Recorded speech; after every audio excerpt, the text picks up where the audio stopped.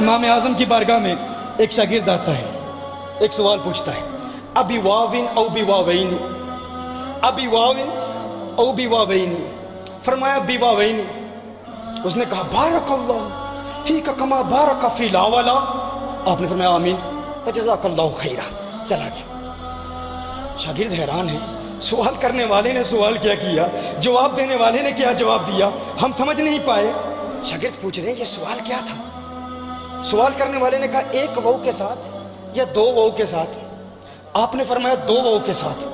اس نے کہا اللہ تمہیں برکت دے، وہ برکت جو اللہ نے لا ولا میں رکھی ہے، اللہ تمہیں وہ برکت دے جو لا ولا میں ہے۔ اب کچھ علماء تو سمجھ چکے ہوں گے میں کیا عرض کر رہا ہوں۔ کہا ایک وو کے ساتھ یا دو وو کے ساتھ؟ دیکھیے جو ہم التحیات پڑھتے ہیں نا، اس حوالے سے دو روایتیں، ایک روایت تشہد میں آپ سب پڑھتے ہو نا، التحیات للہ والصلوات والطیبات، ایک روایت میں التحیات للہ والصلوات الطیبات، ایک روایت میں دو وو ہیں، ایک روایت میں ایک وو ہے۔ سوال کرنے والے نے پوچھا کہ نماز میں جب ہم التحیات پڑھتے ہیں تو ایک وو کے ساتھ پڑھیں یا دو وو کے ساتھ پڑھیں؟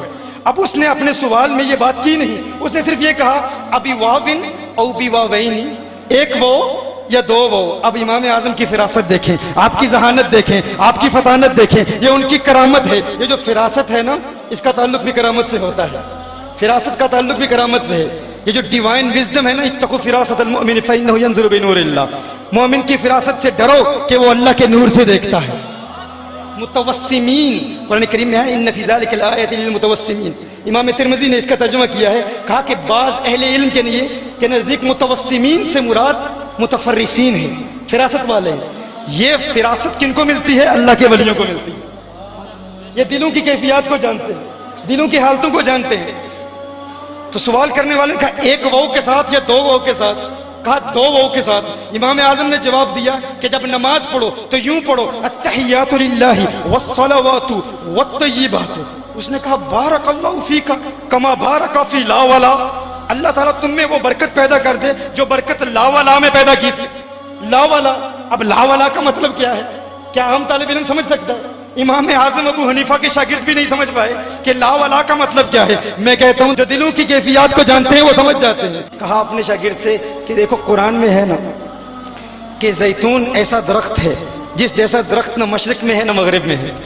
کہا جب میں نے اس کے سوال کا جواب دے دیا، اس نے کہا ابی واوین او بی واوین، ایک وو کے ساتھ یا دو وو کے ساتھ؟ تو میں نے کہا دو وو کے ساتھ، التحیات للہ والصلوات والطیبات۔ وہ اس قدر خوش ہوا کہ انہوں نے میرے دل میں پیدا ہونے والے خیالات کو بھی سمجھ لیا ہے، میرے سوال کو سمجھ لیا ہے۔ تو اس نے کہا اللہ نے تجھے اتنا علم دیا، اللہ تجھے تیرے علم میں وہ برکت پیدا فرما دے جو لا ولا میں پیدا کی۔ لا ولا کا مطلب کیا ہے؟ کہ زیتون ایسا درخت ہے جس جیسا درخت نہ مشرق میں پایا جاتا ہے نہ مغرب میں پایا جاتا ہے۔ کہا ہے امام تیری عظمت پہ قربان، اللہ نے تجھے ایسا علم عطا فرمایا، تو دلوں میں پیدا ہونے والے خیالات کو بھی جانتا ہے۔ اللہ تیرے علم میں وہ برکت پیدا فرما دے جو برکت زیتون کے درخت میں پیدا کی تھی، کہ زیتون کے درخت جیسا درخت نہ مشرق میں پایا جاتا ہے نہ مغرب میں پایا جاتا ہے۔ اللہ تیرے علم میں وہ برکت پیدا کر دے کہ تیرے جیسا امام نہ مشرق میں ہو نہ مغرب میں۔ اسی لیے ہم انہیں امام اعظم کہتے ہیں۔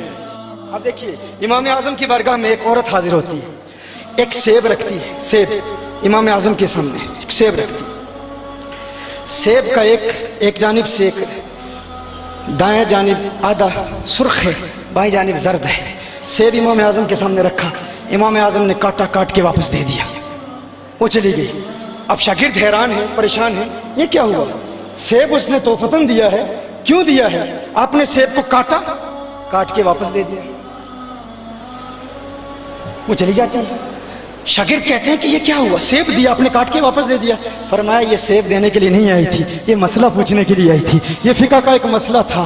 اس نے حیض کے خون کے بارے میں سوال کیا، اسے حیض کا خون کبھی سرخ آتا تھا کبھی زرد آتا تھا، اس نے سیب رکھا، سیب کا ایک حصہ سرخ تھا ایک حصہ زرد تھا، وہ پوچھنا چاہتی ہے کہ طہر کا حکم کیا ہے؟ تو میں نے سیب کو کاٹ کے کھولا، سفیدی دکھا دی کہ جب سفید پانی آتا ہے تو طہر ہو جاتا ہے۔ امام اعظم کی بارگاہ میں کیسا سوال، اشاروں میں امام اعظم جواب دے دیتے۔ طہر کا حکم کیسے بتایا؟ سیب کاٹ کر بتایا۔